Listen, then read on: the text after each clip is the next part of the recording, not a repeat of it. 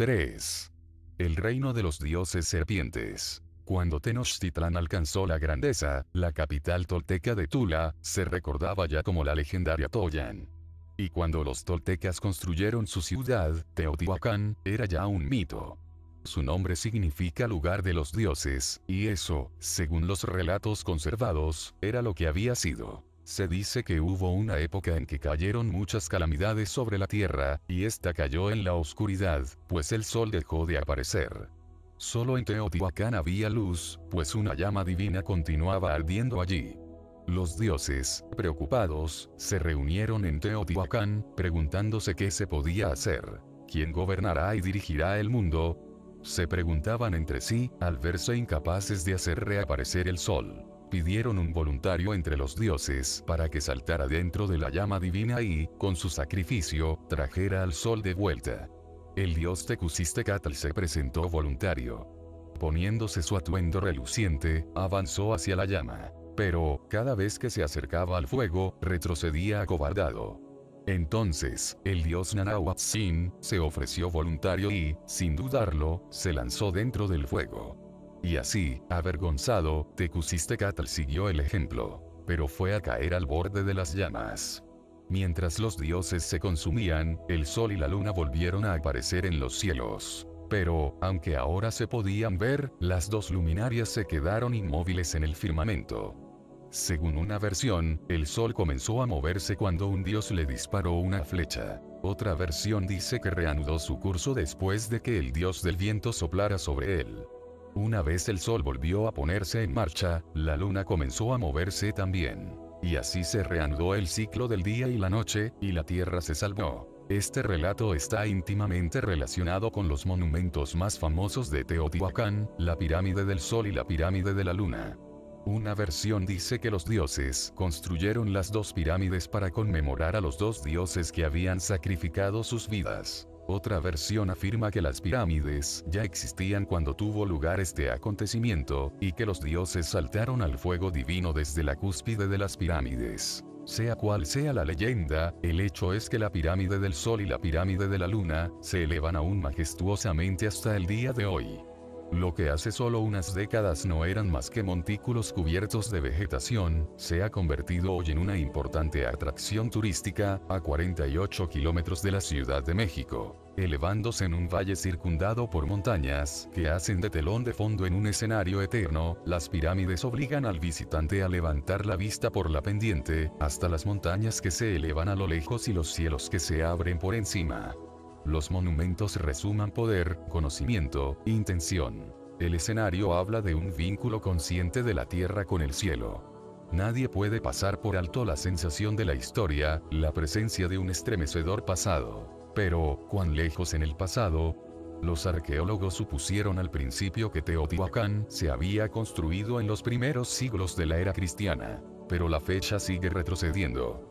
Los trabajos sobre el terreno indican que el centro ceremonial de la ciudad ya ocupaba 11,52 kilómetros cuadrados hacia el 200 a.C. En la década de 1950, un importante arqueólogo, José Miguel Covarrubias Duclán, en su libro, Arte Indígena de México y América Central, admitió con incredulidad que la datación por radiocarbono daba lugar a la casi imposible fecha del 900 a.C. De hecho, posteriores pruebas de radiocarbono dieron la fecha de 1474 a.C., con un pequeño margen de error en una u otra dirección. Una fecha alrededor de 1400 a.C. se acepta generalmente hoy en día, que es cuando los olmecas, que pudieron haber sido el pueblo que construyó en realidad las monumentales estructuras de Teotihuacán, estaban fundando grandes centros ceremoniales por todo México. Teotihuacán experimentó varias fases de desarrollo, y sus pirámides revelan evidencias de unas estructuras internas más antiguas. Algunos expertos leen en las ruinas un relato que pudo comenzar hace 6000 años, en el cuarto milenio antes de Cristo. Esto se ajustaría, ciertamente, a las leyendas aztecas que dicen que este lugar de los dioses ya existía en el cuarto sol. Después, cuando tuvo lugar el día de la oscuridad, hacia el 1400 a.C., las dos grandes pirámides se levantaron hasta sus monumentales tamaños. La pirámide de la Luna se eleva en el extremo norte de este centro ceremonial, rodeada por estructuras auxiliares más pequeñas, levantándose sobre una gran plaza. Desde esta, una amplia avenida discurre en dirección sur hasta donde alcanza la vista. La avenida también está rodeada por santuarios, templos y otras estructuras de perfil bajo, que se cree que pudieron ser tumbas. En consecuencia, a esta avenida se le dio el nombre de Calzada de los Muertos. A unos 600 metros en dirección sur se llega a la Pirámide del Sol, que se eleva en el lado oriental de la calzada, más allá de una plaza y de una serie de santuarios y otras estructuras. Pasando la Pirámide del Sol, y otros 300 metros más al sur, se llega a la Ciudadela, un cuadrángulo que en su lado oriental tiene la tercera pirámide de Teotihuacán, la llamada Pirámide de Quetzalcóatl. Ahora sabemos que frente a la Ciudadela, al otro lado de la Calzada de los Muertos, existió un cuadrángulo similar que hacía las veces de centro laico administrativo y comercial. La calzada continúa después más hacia el sur. El proyecto de planificación de Teotihuacán, dirigido por René Millón, en la década de 1960, dejó sentado que esta calzada norte-sur se extendía a lo largo de casi 8 kilómetros, más larga que la más grande de las pistas de aterrizaje de los modernos aeropuertos. A pesar de su notable longitud, esta amplia avenida discurre recta como una flecha, toda una hazaña tecnológica en cualquier época. Un eje, este-oeste, perpendicular a la calzada norte-sur, se extendía al este desde la Ciudadela y al oeste desde el cuadrángulo administrativo. Los miembros del proyecto de planificación de Teotihuacán se encontraron al sur de la Pirámide del Sol una señal cincelada en las rocas con la forma de una cruz en el interior de dos círculos concéntricos. Una señal similar se encontró unos 3 kilómetros más al oeste, en la ladera de una montaña. Una línea que conectara a simple vista las dos señales indicaría precisamente la dirección del eje, este-oeste, y los otros brazos de las cruces se corresponderían con la orientación del eje norte-sur. Los investigadores concluyeron que habían encontrado las señales utilizadas por los constructores de la ciudad. Sin embargo, no ofrecieron ninguna teoría para explicar de qué medios se valieron en la antigüedad para trazar realmente la línea entre dos puntos tan distantes entre sí. Por diversos motivos, es evidente que el centro ceremonial había sido orientado y establecido de forma deliberada.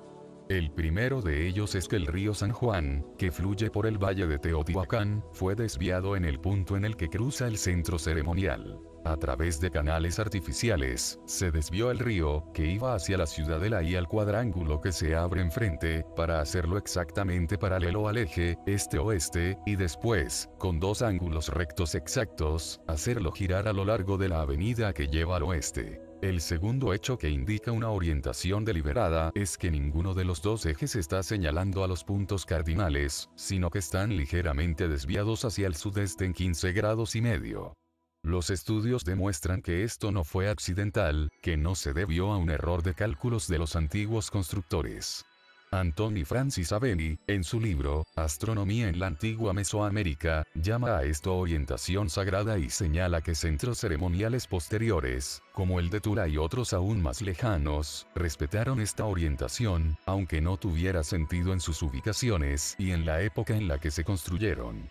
La conclusión de sus investigaciones fue que, en Teotihuacán y en el momento de su construcción, la orientación se trazó para permitir la observación del cielo en determinadas fechas clave del calendario. Celia Nuttall, en un estudio entregado durante el 22º Congreso Internacional de Americanistas, Roma, 1926, sugirió que la orientación estaba ajustada al paso del Sol por el cenit del observador, que tiene lugar 2 veces al año, cuando el Sol parece moverse de norte a sur y viceversa. Si estas observaciones celestiales eran el objetivo de las pirámides, su forma definitiva, pirámides escalonadas dotadas de escalinatas que llevaban a unos supuestos templos de observación en la plataforma superior, tendría pleno sentido. Sin embargo, dado que existen fuertes evidencias que sugieren que lo que nosotros vemos ahora son las capas externas más tardías de las dos pirámides principales, y tal como las recompusieron, arbitrariamente, los arqueólogos, además, no se puede afirmar con seguridad que el objetivo original de estas pirámides no fuera otro diferente. La posibilidad, incluso la probabilidad, de que las escalinatas fueran un añadido posterior nos viene sugerida por el hecho de que el primer tramo de la gran escalinata de la pirámide del Sol está ladeado y mal alineado con la orientación de la pirámide. De las tres pirámides de Teotihuacán, la más pequeña es la pirámide de Quetzalcóatl, en la ciudadela. Un añadido posterior fue excavado parcialmente para revelar la pirámide escalonada original. La fachada, en parte al descubierto, muestra esculturas decorativas en las que el símbolo de la serpiente de Quetzalcóatl se alterna con el estilizado rostro de Tlaloc, contra un fondo de aguas onduladas. Esta pirámide se atribuye a época tolteca, y es parecida a otras muchas de México. Por el contrario, las dos pirámides más grandes no tienen ningún tipo de decoración. Son de diferente tamaño y forma, y destacan por su grandeza y antigüedad. En todo esto, se parecen a las dos grandes pirámides de Giza, que también difieren en todos los aspectos del resto de pirámides egipcias. Las últimas fueron construidas por los faraones, mientras que las de Giza fueron construidas por los dioses. Quizás ocurriera lo mismo en Teotihuacán, en cuyo caso las evidencias arqueológicas avalarían las leyendas de cómo surgieron la pirámide del Sol y la pirámide de la Luna. Aunque, con el fin de permitir su uso como observatorios, las dos grandes pirámides de Teotihuacán se construyeron como pirámides escalonadas coronadas con plataformas y dotadas de escalinatas, al igual que los zigurats mesopotámicos. No hay duda de que su arquitecto estaba familiarizado con las pirámides de Giza en Egipto, y excepto en lo relativo a su forma exterior, emuló la singularidad de las pirámides de Giza. Una sorprendente similitud. Aunque la segunda pirámide de Giza es un poco más baja que la Gran Pirámide, sus ápices están a la misma altura por encima del nivel del mar, debido a que la segunda pirámide se construyó sobre un terreno un poco más alto. Y lo mismo ocurre en Teotihuacán, donde la pirámide de la Luna, más pequeña, está construida sobre un terreno que está 9 metros más alto que el de la pirámide del Sol, dando a las dos cúspides la misma altura sobre el nivel del mar. Las similitudes son especialmente obvias entre las dos grandes pirámides. Ambas se construyeron sobre plataformas artificiales.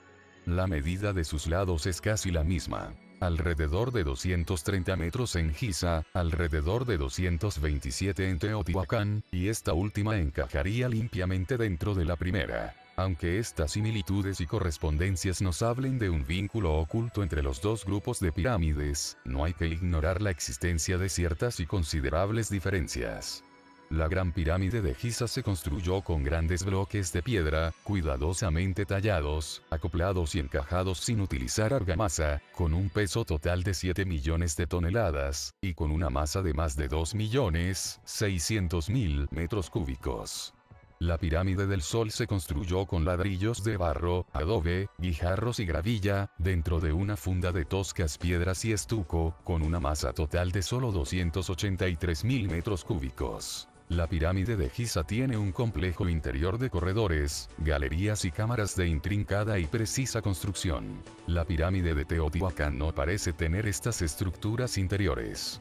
La de Giza se eleva hasta una altura de 146 metros. La pirámide del Sol, incluido el antiguo templo superior, solo 76 metros.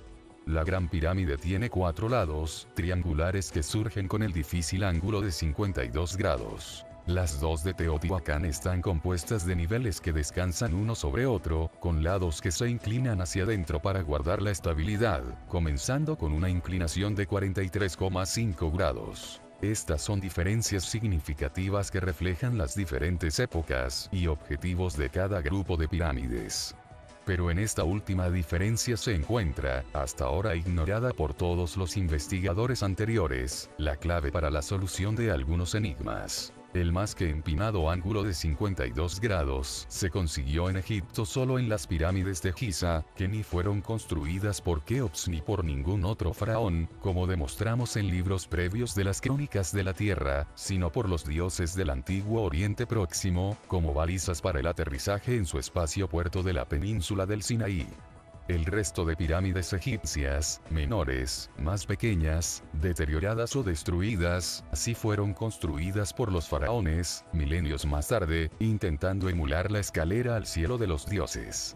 pero ninguno consiguió el ángulo perfecto de 52 grados, y cada vez que lo intentaron, el intento terminó en catástrofe. La lección quedó aprendida cuando el faraón Snefru, hacia el 2650 a.C., se agarró a la gloria de los monumentos. En un brillante análisis de los ancestrales acontecimientos, Kurt Mendelssohn, en su libro, El enigma de las pirámides, sugirió que los arquitectos de Snefru estaban construyendo su segunda pirámide en Dashur cuando la primera, construida en Maidum con los 52 grados de ángulo, se les cayó. Entonces, los arquitectos cambiaron a toda prisa el ángulo de la pirámide de Dashur, que estaba a mitad de construcción, hasta los 43,5 grados, dándole a la pirámide la forma, y así el nombre, de la pirámide curva. Empeñado aún en dejar tras de sí una verdadera pirámide, Snefru se puso a construir una tercera en sus cercanías. Se le llamó la pirámide roja, por el color de sus piedras, y se levanta con un ángulo seguro de 43,5 grados. Pero en esta retirada hasta la seguridad de los 43,5 grados, los arquitectos de Snefru habían recurrido de hecho a la decisión que tomara el faraón Zoser más de un siglo antes, hacia el 2700 a.C. Su pirámide, la más antigua de las faraónicas que aún sigue en pie, en Saqqara, era una pirámide escalonada que se elevaba en 6 niveles, con un accesible ángulo de 43,5 grados. Es solo una coincidencia que la pirámide del Sol y la Gran Pirámide de Giza tengan las mismas medidas de base. Quizás. Es solo por casualidad que el ángulo exacto de 43,5 grados que adoptara el faraón Zoser y perfeccionara en su pirámide escalonada fuera el mismo seguido en Teotihuacán. Lo dudamos.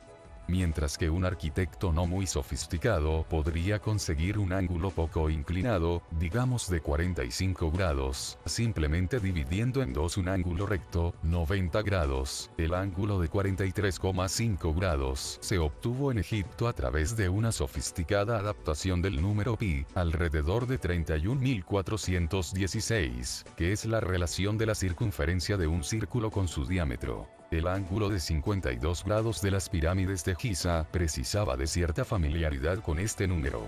Se conseguía al darle a la pirámide una altura, A, igual a la mitad del lado, L, dividida por pi, y multiplicada por 4, 230 entre 2 igual 115 entre 3, 14 igual 36,6 por 4 igual 146 metros de altura.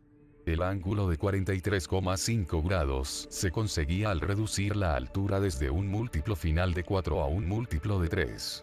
En ambos casos, hacía falta conocer pi, y no existe absolutamente nada que indique que los pueblos de Mesoamérica lo conocieran. ¿Cómo puede ser, entonces, que el ángulo de 43,5 grados aparezca en las estructuras de estas dos singulares pirámides de Teotihuacán, si no es a través de alguien familiarizado con las construcciones de las pirámides egipcias? Excepto la Gran Pirámide de Giza, las pirámides egipcias solo tenían un pasadizo inferior, que normalmente comenzaba no cerca del borde de la base de la pirámide y continuaba bajo ella. Habría que atribuir a una mera coincidencia la existencia de tal pasadizo bajo la pirámide del Sol. El descubrimiento, accidental, tuvo lugar en 1971, tras una época de lluvias torrenciales. Justo enfrente de la escalinata central de la pirámide, se descubrió una cavidad subterránea. En ella, había unos antiguos escalones que llevaban, unos 6 metros más abajo, a la entrada de un pasadizo horizontal.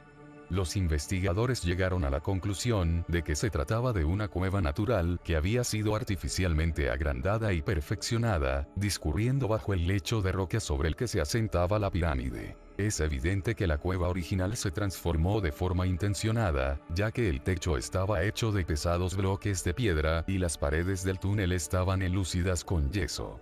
En varios puntos a lo largo de este pasadizo subterráneo, las paredes de adobe se desvían en ángulos agudos. A casi 46 metros de la antigua escalinata, del túnel surgen dos cámaras laterales alargadas, como dos alas extendidas. Es un punto que se encuentra exactamente debajo del primer nivel de la pirámide.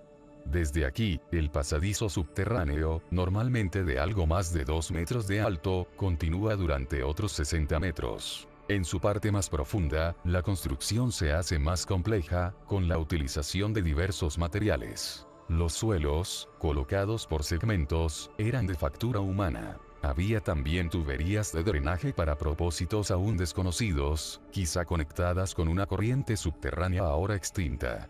Por último, el túnel termina bajo el cuarto nivel de la pirámide, en una zona vaciada que parece una hoja de trébol, sostenida por columnas de adobe y losas de basalto. ¿Cuál era el propósito de esta compleja estructura subterránea? Dado que las paredes tenían brechas anteriores al descubrimiento en tiempos modernos, no nos es posible decir si los restos de vasijas de arcilla, las hojas de obsidiana y las cenizas de carbón aparecidos allí pertenecen a la fase primitiva de uso del túnel. Pero la cuestión de lo que además de la observación del cielo, se hacía en Teotihuacán, se ha visto agravada con la realización de otros descubrimientos. La calzada de los muertos parece extenderse como una pista ancha y lisa desde la plaza de la pirámide de la luna hacia el horizonte sur. Pero, en realidad, su liso curso se ve interrumpido en una sección situada entre la pirámide del Sol y el río San Juan. La pendiente total desde la pirámide de la luna hasta la pirámide del Sol está aún más acentuada en esta sección de la calzada, y un examen sobre el terreno indica con toda claridad que esta pendiente se logró gracias a un corte deliberado en la roca virgen. En total, la caída desde la pirámide de la luna hasta un punto más allá de la ciudadela es de casi 30 metros. Aquí se crearon 6 segmentos para levantar una serie de paredes dobles en perpendicular al curso de la calzada. La corriente quizá comenzara en la pirámide de la luna, donde se encontró un túnel subterráneo que la circundaba, enlazando de algún modo con el túnel subterráneo de la pirámide del Sol. La cadena de compartimentos podría retener o dejar ir el agua de uno a otro, hasta que al final el agua llegaría al desvío canalizado del río San Juan. ¿Sería esta corriente artificial el motivo para decorar la fachada de la pirámide de Quetzalcóatl con aguas onduladas, en un lugar de tierra adentro, a centenares de kilómetros de cualquier mar? La relación de este lugar del interior con el agua parece confirmarse con el descubrimiento de una enorme estatua de Chalchiuhtlicue, diosa del agua y esposa de Tlaloc, dios de la lluvia. La estatua, que se exhibe en la actualidad en el Museo Nacional de Antropología de Ciudad de México, se encontró de pie en el centro de la plaza que hay frente a la pirámide de la luna. En sus representaciones pictóricas, la diosa, cuyo nombre significa Dama de las Aguas, se la mostraba normalmente con una falda de jade decorada con caparazones de caracolas. Sus adornos consistían en unos pendientes de turquesa y un collar de jade o de otras piedras verde azuladas, del cual colgaba un medallón de oro. La estatua repite el mismo atuendo y elementos decorativos, y parece que también estaba adornada con el mismo colgante de oro, incrustado en una cavidad, que fue sustraído por los ladrones. En sus representaciones pictóricas se la suele ver con una corona de serpientes, o adornada con ellas de algún otro modo, indicando con ello su pertenencia a esa dinastía de dioses serpientes de los mexicanos. ¿Acaso Teotihuacán se diseñó y se construyó como una especie de central hidráulica, en donde se utilizaba el agua para algún proceso tecnológico? Antes de responder a esta pregunta, permítanos que hagamos mención de otro desconcertante descubrimiento hecho allí. A lo largo del tercer segmento que se encuentra debajo de la pirámide del Sol, las excavaciones de una serie de cámaras subterráneas interconectadas revelaron que algunos de los pisos estaban cubiertos con una gruesa lámina de mica. Es esta una silicona cuyas propiedades especiales la hacen resistente al agua, al calor y a la corriente eléctrica. De ahí que se la haya utilizado como aislante en diversos procesos químicos, en aplicaciones eléctricas y electrónicas, y, en épocas recientes, en tecnología nuclear y espacial. Las singulares propiedades de la mica dependen en cierta medida de los rastros que pueda tener de otros minerales y, por tanto, de su origen geográfico. Según la opinión de los expertos, la mica encontrada en Teotihuacán es de un tipo que solo se puede encontrar en el lejano Brasil. También se han encontrado rastros de esta mica en los restos sacados de los distintos pisos o niveles de la pirámide del Sol, cuando fue descubierta a principios de este siglo. ¿Qué uso se le pudo dar a este material aislante en Teotihuacán?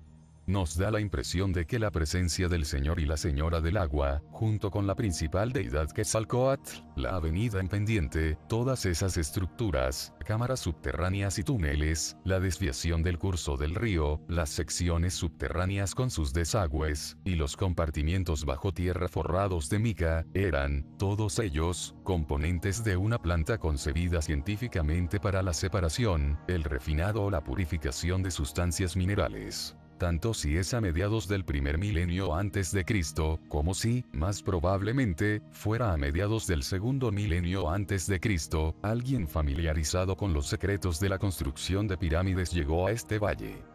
Igualmente entendido en ciencias físicas, creo, a partir de los materiales disponibles en la zona, una sofisticada planta procesadora. Sería alguien que buscaba oro, como el colgante de la Dama del Agua podría sugerir, o algún otro mineral aún más raro.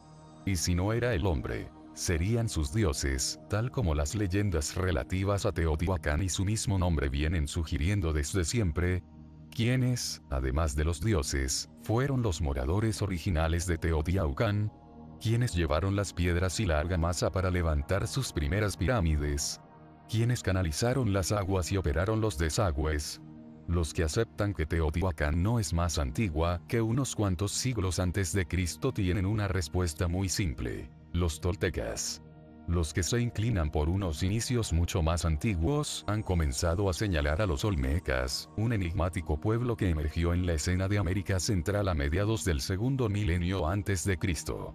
Pero los mismos olmecas plantean muchos enigmas, pues parecen haber sido negros africanos. Y esto también es anatema para aquellos que, simplemente, no pueden aceptar que hace milenios hubiera viajes transatlánticos. Aun cuando el origen de Teotihuacán y de sus constructores esté envuelto en el misterio, es casi seguro que, en los siglos anteriores a la era cristiana, gentes de etnia tolteca comenzaron a llegar a la zona.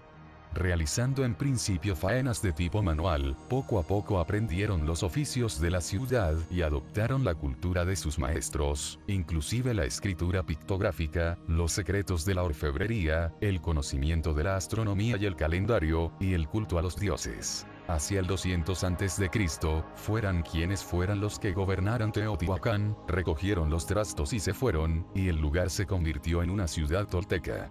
Durante siglos, fue famosa por sus herramientas, armas y objetos de obsidiana, y su influencia cultural y religiosa se extendió ampliamente. Más tarde, unos 1000 años después de haber llegado, los toltecas recogieron los bártulos y se fueron. Nadie sabe por qué, pero la salida fue total, y Teotihuacán se convirtió en un lugar desolado, vivo solo en los recuerdos de un pasado glorioso. Algunos creen que este acontecimiento coincidió con la fundación de Tollán, como nueva capital de los toltecas, hacia el 700 después de Cristo. Lugar de asentamiento humano durante milenios a orillas del río Tula, Tollán fue construida por los toltecas como una mini Teotihuacán. Los códices y la tradición popular hablan de Tollán como de una legendaria ciudad, centro de artes y oficios, esplendorosa con sus palacios y sus templos, resplandeciente de oro y piedras preciosas. Pero durante mucho tiempo los expertos pusieron en duda su existencia, y ahora se sabe, más allá de toda duda, que Tollán sí que existió, en un lugar llamado en la actualidad Tula, a unos 80 kilómetros al noroeste de Ciudad de México. El redescubrimiento de Tollán comenzó a finales del siglo XI, y el inicio del proceso está asociado principalmente a la figura de la viajera francesa Désirée Charnay, que escribió el libro Las antiguas ciudades del Nuevo Mundo. Pero no fue hasta la década de 1940 cuando comenzaron los trabajos serios de excavación, bajo la dirección del arqueólogo mexicano Jorge Rufier Acosta.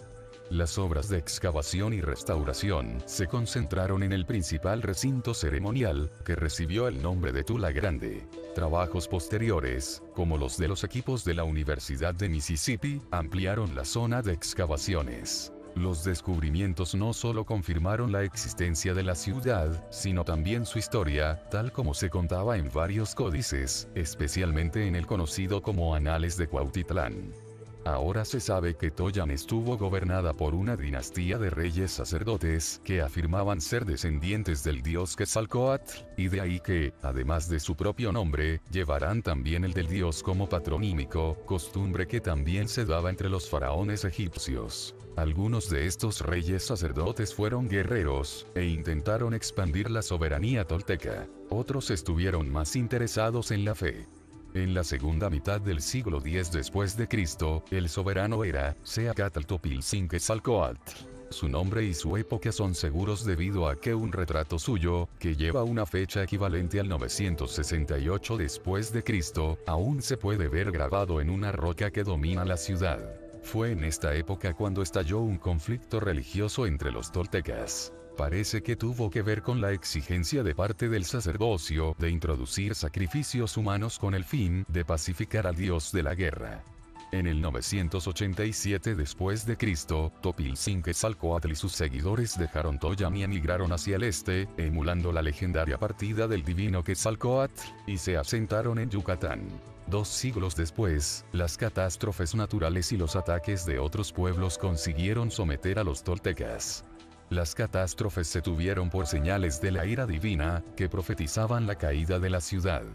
El cronista Sahagún comenta que, al final, el soberano, que muchos creen que se llamaba Huemac, pero que también llevaba el patronímico de Quetzalcóatl, convenció a los toltecas para abandonar Toyan. Y así, por orden suya, se fueron, aunque habían vivido allí muchos años y habían construido grandes y hermosas casas y templos y palacios, al final, tenían que partir, dejar sus casas, sus tierras, su ciudad y sus riquezas, y dado que no podían llevar con ellos toda su riqueza, enterraron muchas cosas, y aún hoy algunos de ellos las están sacando de debajo del suelo, y no sin admiración por su belleza y artesanía. Y así fue que en 1168 después de Cristo, o en sus alrededores, Toyan se convirtió en una ciudad desolada, abandonada a la podredumbre y la destrucción. Se dice que cuando el primer jefe azteca puso sus ojos sobre las ruinas de la ciudad, lloró amargamente. Las fuerzas destructoras de la naturaleza habían recibido la ayuda de diversos invasores, merodeadores y ladrones que profanaron los templos, destruyeron los monumentos y destrozaron todo lo que aún quedaba en pie.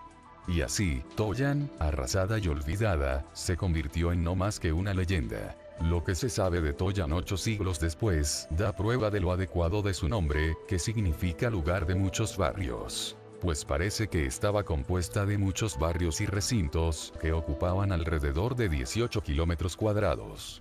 Como en Teotihuacán, a la que intentaron emular sus arquitectos, el corazón de Toyan era un recinto sagrado que se extendía a lo largo de un eje norte-sur de alrededor de 1,5 kilómetros de longitud. Estaba flanqueado por unos grupos ceremoniales con una orientación este-oeste, perpendicular al eje norte-sur. Como ya hemos dicho, la orientación la daba la inclinación sagrada de Teotihuacán, aunque en aquella época y en la ubicación geográfica de Toyan, ya no tenía sentido en términos astronómicos. En lo que pudo haber sido el límite norte del recinto sagrado, se encontraron los restos de una estructura extraña. Por delante, era algo parecido a una pirámide escalonada regular, con su escalinata. Pero en la parte de atrás, la estructura era circular, y estaba coronada probablemente por una torre.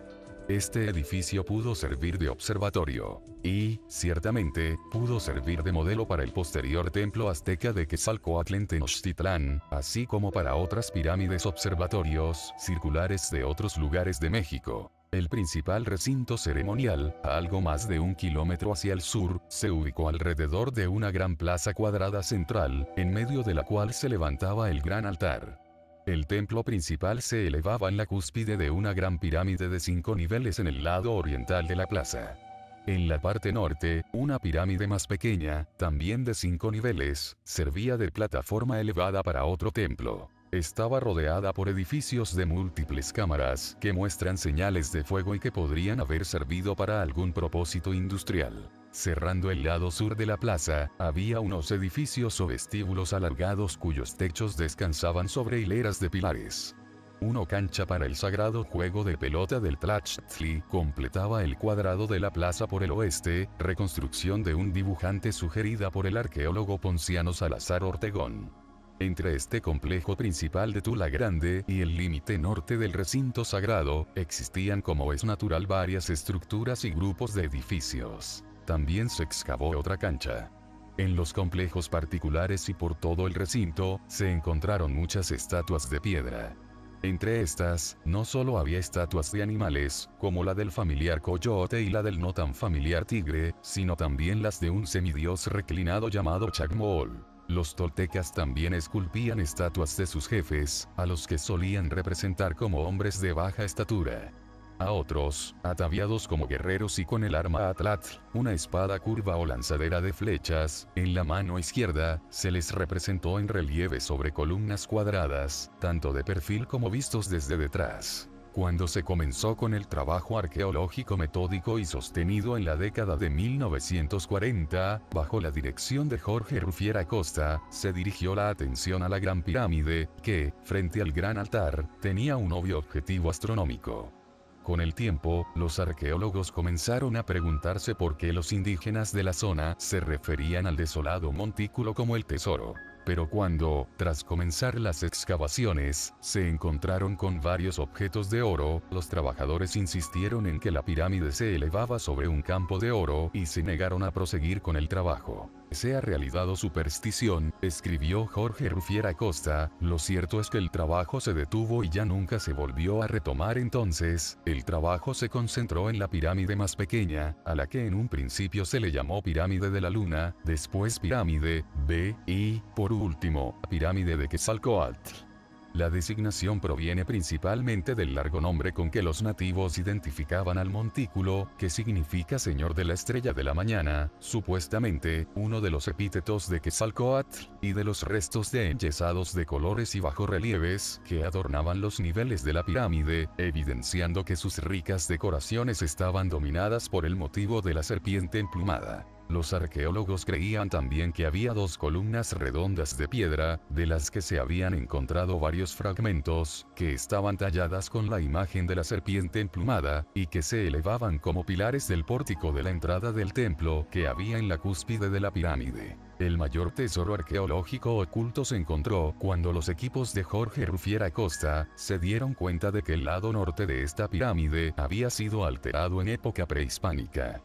Algo parecido a una rampa parecía haberse agregado en mitad de este lado en lugar de la pendiente escalonada. Excavando allí, los arqueólogos se encontraron con que había una zanja en este lado de la pirámide, que alcanzaba bastante profundidad en su interior. Y resultó que la zanja, que era tan alta como la pirámide, se había utilizado para enterrar en ella gran número de esculturas de piedra. Cuando se sacaron, se pusieron de pie y se encajaron, se hizo evidente que eran partes de las dos columnas redondas del pórtico, de 4 columnas cuadradas que se creía que habían sostenido el techo del templo de la pirámide, y de 4 colosales estatuas de aspecto humano de más de 4,5 metros de altura, que acabarían siendo conocidas como los atlantes. Estas imágenes, que se cree que también hicieron las veces de cariátides, esculturas utilizadas como pilastras para sostener el techo o sus vigas, fueron reerigidas por los arqueólogos en la cima de la pirámide cuando terminaron las obras de restauración. Cada uno de los atlantes, como se ve en la, consta de 4 secciones, que se tallaron de forma que encajaran. La sección superior conforma la cabeza de la estatua, que lleva un tocado de plumas, sujetas con una banda decorada con símbolos de estrellas. 2 objetos alargados cubren las orejas. Los rasgos faciales no son fácilmente identificables y, hasta ahora, han hecho inútil la comparación con cualquier grupo racial conocido. Pero, aunque las 4 caras tienen la misma expresión facial remota, un examen de cerca demuestra que son ligeramente diferentes e individuales. El torso está compuesto por 2 secciones. El principal rasgo de la sección superior o del pecho es una gruesa coraza cuya forma se ha comparado con la de una mariposa. La parte inferior del torso tiene su rasgo principal en la zona posterior. Es un disco con un rostro humano en el centro, rodeado por símbolos aún no descifrados, y en opinión de algunos, una corona de 2 serpientes entrelazadas. La sección de abajo del todo otorga muslos, piernas y pies con sandalias a los gigantes. Una cinta sostiene en su lugar a estos complementos. Bandas en los brazos, argollas y taparrabos completan el elaborado atuendo. ¿A quiénes representan estas estatuas gigantes? Sus descubridores las llamaron ídolos, convencidos de que representaban a las deidades. Autores populares les llamaron atlantes, lo cual suponía que pudieran haber sido los descendientes de la diosa Atlatona, la que brilla en el agua, o que pudieran haber venido de la legendaria Atlántida. Los expertos, menos imaginativos, los ven simplemente como guerreros toltecas, que sostienen en la mano izquierda un manojo de flechas, y un atlatle en la mano derecha. Pero esta interpretación posiblemente no es correcta, pues las flechas de la mano izquierda no son rectas, sino curvas. Y hemos visto que el arma de la mano izquierda era el atlatl. Al mismo tiempo, el arma que tienen en la mano derecha no es curva, como debería ser el atlatl. ¿Qué es entonces? Este instrumento más bien parece una pistola en su funda, sostenida con dos dedos. Una interesante teoría sugiere que no se trataba de un arma, sino de una herramienta, una pistola de plasma, según propuso Gerardo Levet, en su libro, Misión Fatal. Gerardo Levet descubrió que una de las pilastras cuadradas que representaban a jefes toltecas tenía, grabada en la esquina superior izquierda, la imagen de una persona con un zurrón a la espalda y con la herramienta en cuestión en la mano. Esta la usa como un lanzallamas para dar forma a la piedra. Esta herramienta es, incuestionablemente, el mismo instrumento que sostienen los gigantes en su mano derecha. Gerardo Levet sugiere que era una pistola de alta energía que se utilizaba para tallar y grabar las piedras, e indica que estas antorchas termorreactoras se utilizaron en nuestros tiempos para esculpir el gigantesco monumento de la montaña de piedra de Georgia. La importancia del descubrimiento de Gerardo Levet puede ir más allá de su propia teoría. No hace falta buscar herramientas de alta tecnología para explicar las tallas de piedra, dado que por toda América Central se han encontrado tallas y estelas de piedra, creaciones de los artistas nativos. Por otra parte, la herramienta representada puede explicar otro enigmático aspecto de Toyan. Los arqueólogos, después de examinar las profundidades de la pirámide, tras haber quitado el suelo de la rampa, descubrieron que la pirámide externa y visible estaba construida sobre otra pirámide oculta, más antigua, cuyos escalonados niveles se encontraban a alrededor de 2,5 metros de distancia de cada lado. También descubrieron las ruinas de unos muros verticales, que sugerían la existencia de cámaras interiores y pasadizos dentro de la pirámide más antigua, pero no se profundizó en estas pistas. Se encontraron con un detalle extraordinario, una tubería de piedra hecha de secciones tubulares que encajaban a la perfección, con un diámetro interior de 45 centímetros. Aquella larga tubería estaba instalada en el interior de la pirámide, en el mismo ángulo de la pendiente original, y discurría a través de toda su altura. Jorge Rufier Acosta y su equipo supusieron que la tubería habría servido para drenar el agua de lluvia. Pero esto se podría haber hecho sin una instalación interna tan complicada, y con sencillas tuberías de arcilla, en lugar de con aquellas secciones de piedra esculpidas con tanta precisión. La posición y la pendiente del extraño, si no único, artilugio tubular era obviamente parte del plano original de la pirámide, y se integraba en el objetivo de la estructura. El hecho de que las ruinas de los edificios adyacentes, con muchas cámaras y plantas, sugieran algún proceso industrial, y el hecho también de que, en la antigüedad el agua del río Tula se canalizara para que discurriera por estos edificios aumenta las posibilidades de que en este lugar, al igual que en Teotihuacán, hubiera tenido lugar algún tipo de proceso de purificación o refinado en un periodo ciertamente primitivo. Lo que nos viene a la cabeza ahora es esto. ¿No sería esta enigmática herramienta un artilugio para romper piedras en busca de mineral, en lugar de un aparato para tallar la piedra?